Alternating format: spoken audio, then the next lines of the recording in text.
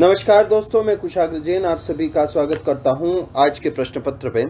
और आज हम देखेंगे माध्यमिक शिक्षा बोर्ड का प्रश्न पत्र चित्रकला का, और जो कि 2021 में लिया जाना है। उसके पैटर्न में कुछ बदलाव किया गया है, तो हम देखते हैं कि पैटर्न में क्या बदलाव किया गया है। प्रश्न पिछली बार की तरह तकरीबन 30 ही हैं, लेकिन इस बार बदलाव यह है कि पहले प्रश्न के 8 भाग जिसमें ऑब्जेक्टिव प्रश्न आएंगे, तो हम पहले तो परीक्षार्थियों के लिए सामान्य निर्देश दिए हुए हैं, उन्हें देख लेते हैं। परीक्षार्थी सर्वप्रथम अपने प्रश्न पत्र पर नामांक अनिवार्यतः लिखें। सभी प्रश्न का हल करने अनिवार्य है। प्रत्येक प्रश्न का उत्तर दी गई उत्तर पुस्तिका में लिखें। आपको उत्तर पुस्तिका दी जाएगी, उसमें लिखना है।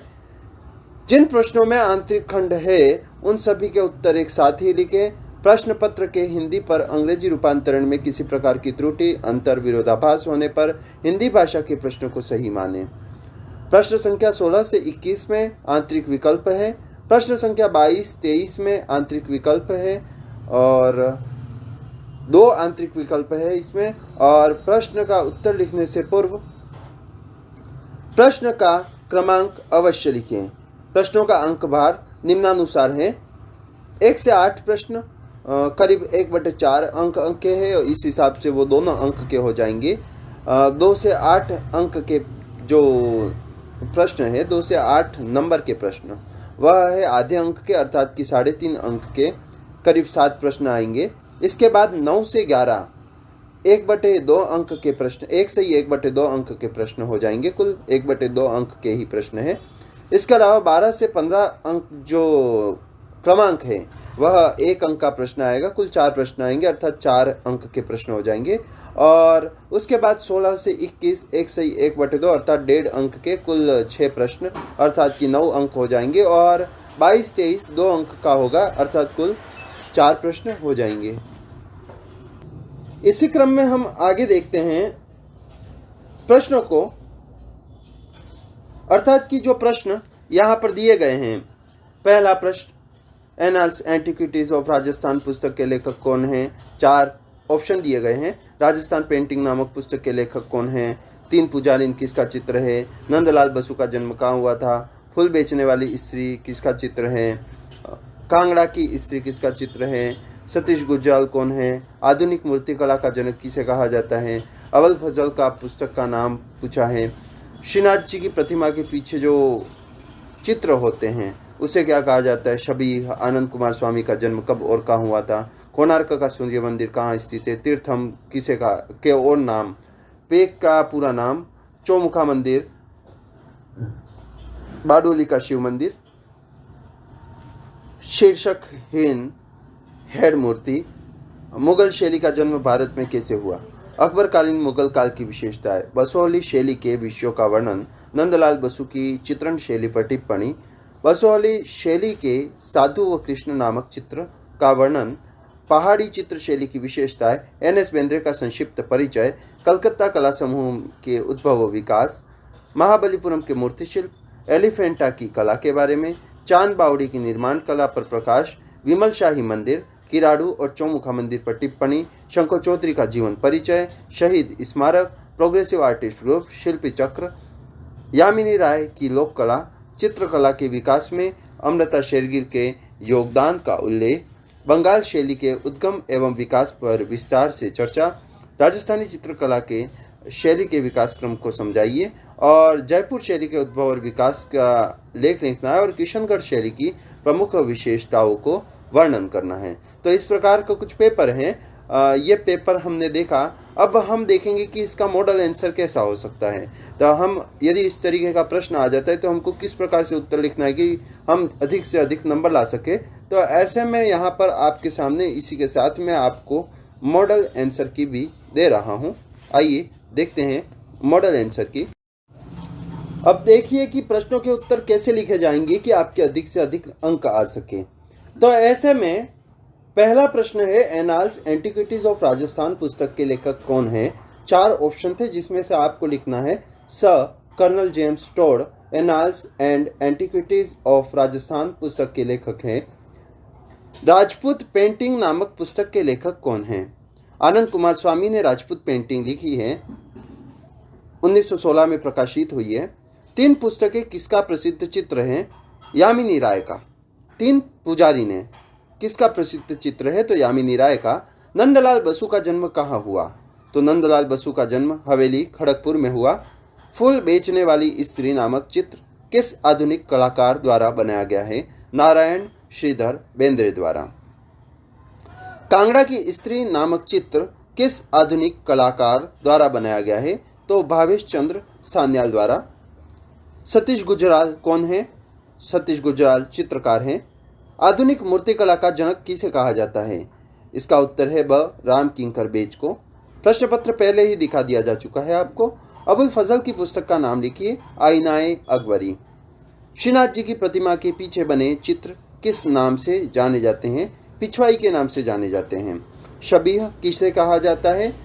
व्यक्ति चित्रों को शबीह कहा जाता है। आनंद कुमार स्वामी का जन्म कब और कहाँ हुआ? 1877 को कोलंबो में हुआ था। कोणार्क का सूर्य मंदिर कहाँ पर स्थित है? उड़ीसा या ओडिशा उत्तर है इसका। तीर्थम को किस नाम से जाना जाता है? तो तीर्थम को और नाम से जाना जाता है गंगा अवतरण का दृश्य या भागीरथ की तपस्या का दृश्य। पेग ग्रुप का पूरा नाम क्या है?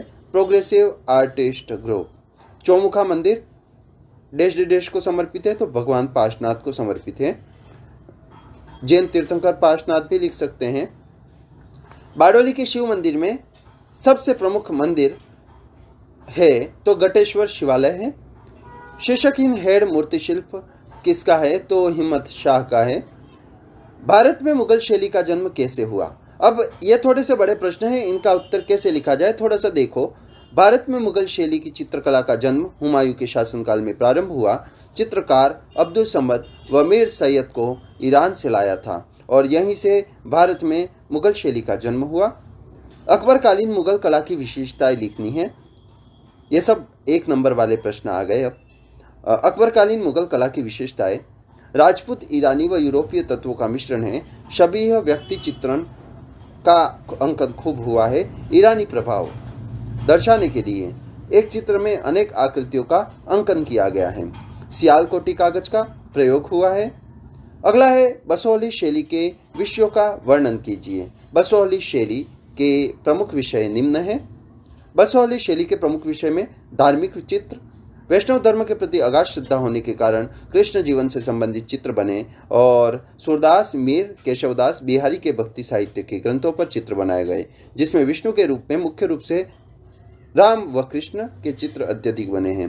काव्य आधारित चित्र, यह साहित्य पर आधारित चित्रों की अधिकता है। भानुकृत, रसमंजरी, जयदेवकृत, गीत गोविंद का चित्र बनाए गए हैं। अगला है श्रृंगार प्रधान चित्र। यहाँ राग रागिनी, 12 मासा ऋतु वर्णन में नायक को कृष्ण के रूप में एवं राधा को नायिका के रूप में चित्रित कर श्रृंगार प्रधान चित्र अधिक बनाए गए हैं। व्यक्ति चित्रण, यहाँ राजा राज परिवार दरबारियों के व्यक्ति चित्र का कार्य भी बखूबी हुआ है। अब ये तो रहा अकबर काल बसोहली शैली की विशेषताएं। अब है यदि हम पूछते हैं कि नंदलाल बसु की चित्रण शैली पर एक टिप्पणी लिखिए, तो हम क्या लिखेंगे? नंदलाल बसु की चित्रण शैली पूछा है, अर्थात कि उनके चित्र पे जो कार्य हुए उसको पूछा है। तो नंदलाल बसु ने अजंता बाग गुफाओं के भित्ति चित्रों की प्रतिलिपियां बनाई एवं कांग्रेस के हरिपुरा अधिवेशन के लिए पोस्टर श्रृंखला बनाई। इनके चित्रों की रेखाएं कोमल, लयात्मक तथा आकृतियों में मुद्रा, आंख, नाक, अंगुलियां पूर्णतः अजंता से प्रभावित थी। विषय के रूप में इन्होंने हिंदू पौराणिक व धार्मिक कथाओं, बुद्ध के जीवन की गाथाओं को चुना। यह था खंड ब। छोटे प्रश्न, लेकिन अब उससे बड़े प्रश्न, जैसे बसोहली शैली के साधु व कृष्ण नामक चित्र का वर्णन कीजिए। बसोहली शैली के प्रमुख चित्र साधु व कृष्ण। अब यह क्या चित्र है? यह चित्र बसोहली शैली में निर्मित 16वीं सदी के अंत का अथवा 17वीं शताब्दी के प्रारंभ का है। चित्र में भगवान कृष्ण तथा एक साधु को बनाया गया है। श्री कृष्ण को नीले रंग में बनाया गया है। नीला रंग भगवान विष्णु का माना जाता है और इसीलिए कृष्ण को नीले रंग में बनाया है और कृष्ण ने पीले रंग की धोती पहन रखी है। कंधे पर लंबा गमछा डाला हुआ है। सिर पे बाल जूड़े के रूप में बंधे हैं जो सिर के मध्य खड़ा बनाया है। कृष्ण के सामने हाथ जोड़े एक साधक खड़ा है जो श्रद्धा भाव से कृष्ण को हाथ जोड़े हुए हैं। उसने भी कृष्ण के समान धोती पहनी है तथा गमछा कंधे पर डाला हुआ है। धोती का रंग कृष्ण से भिन्न लाल रंग का है। चित्र की अग्रभूमि में मध्य ही छोटे पेड़ बनाए गए हैं तथा साधु व कृष्ण को पार्श्व स्थान पर केले व अन्य वृक्ष बनाए हैं। समूचे चित्र की पार्श्वभूमि हरे रंगों में बनाई गई है जो ओजपूर्ण है। आकृति चित्रण शैली का प्रतिनिधित्व करती है। बड़ी बड़ी आंखें, उभरा हुआ ललाट तथा उठा हुआ नाक एक ही रेखा द्वारा बनाया गया है। शरीर के गठन में स्थानीय प्रभाव है तथा मांसलता के कारण भारीपन है। आकृति की बाह्य रेखाएं भी कांगड़ा से भिन्न मोटापन दिए है जो बसोहली शैली की स्वयं की विशेषताएं रही है। चित्र का हाशिया थोड़ा मोटा है और लाल रंग से बनाया गया है जिस पर टापरी लिपि से लेखांकन भी किया हुआ है। यह चित्र Victoria and Albert museum London में संग्रहित है। यह था प्रश्न साधु और कृष्ण का जो चित्र है, कृष्ण और साधु बसोहली शैली का चित्र। अब एक और बात आती है, पहाड़ी चित्र शैली की विशेषताएं लिखी है। तो अब पहाड़ी चित्र शैली की विशेषताएं पूछ ली जाए तो ऐसे में क्या करें?